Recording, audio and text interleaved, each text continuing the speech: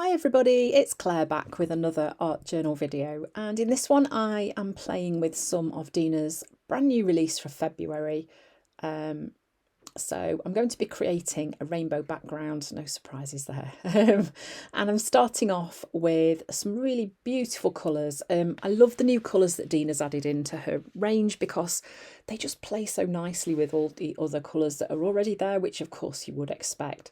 So far on there I've used raspberry and then rouge and then ruby. This is tangerine. Yeah, tangerine, then lemon, lime, and I'm going for quite a painterly look. So you can see I'm kind of leaving those brush strokes in. I'm not worrying about blending the colours. I quite like that kind of, yeah, the painterly effect.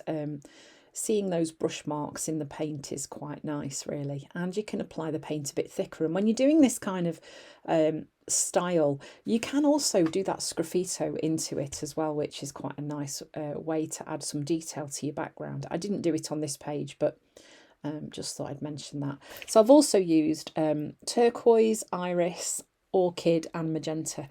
I love the new purple. That iris is one of my absolute favourites. I have a real problem not using it all the time.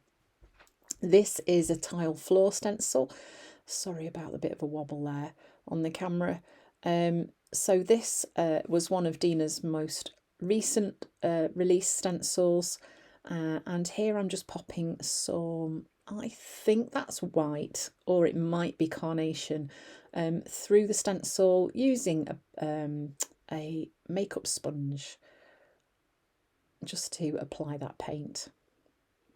I go in fits and starts in my love-hate relationship with blending tools. Sometimes I really like them and sometimes they just get on my nerves because they fall apart so easily. This is another new stencil and the name of it escapes me at the minute. That's it, Dash Columns. And again, I'm just going into that. I think that might have been Heather. And then this is the Mantra stencil with a little bit of turquoise. I'm kind of just using up some colours that are left on my palette paper. Okay. So that's the background done. And then this is one of the new stamp sets. I think this was from January or February, I can't remember. This is the Grid It stamp set. And I'm just going to use this set of 4 to just make some patterns onto my page. I'm stamping directly onto my page, being brave. I don't always do this. Quite often I'm not the best at stamping.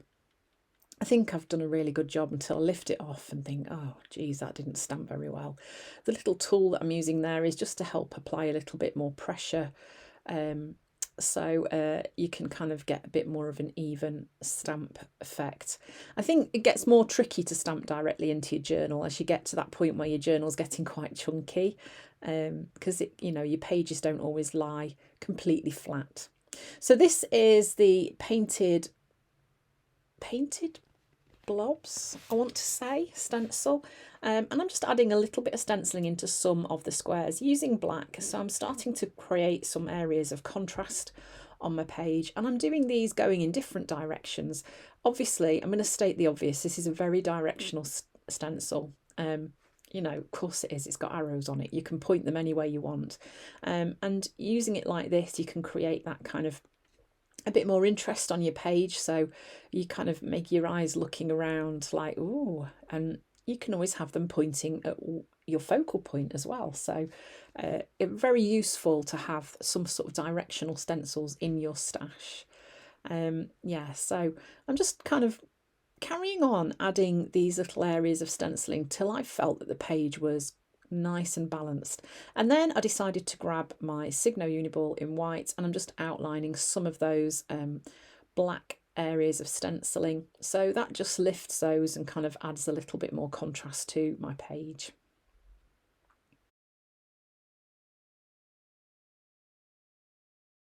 Okay, so once I've done that, I've grabbed the Pocket Circle stamp set and I'm stamping some of these onto some white card.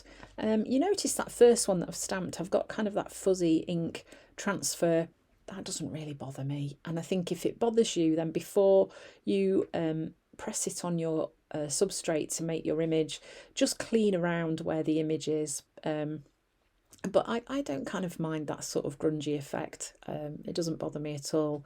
So I've stamped those onto card. Now, most of you that follow me, I know you all love Dina Wakley, so and her stuff. You will know one of her tips and tricks for using images like this is to cut the faces into a tight square. Now, obviously, these were in a circle anyway, but the circles were not really going to work with my page. So I decided I would try Dina's technique of cutting them into squares to see if I could make them sit a bit more happily on my page, and they did.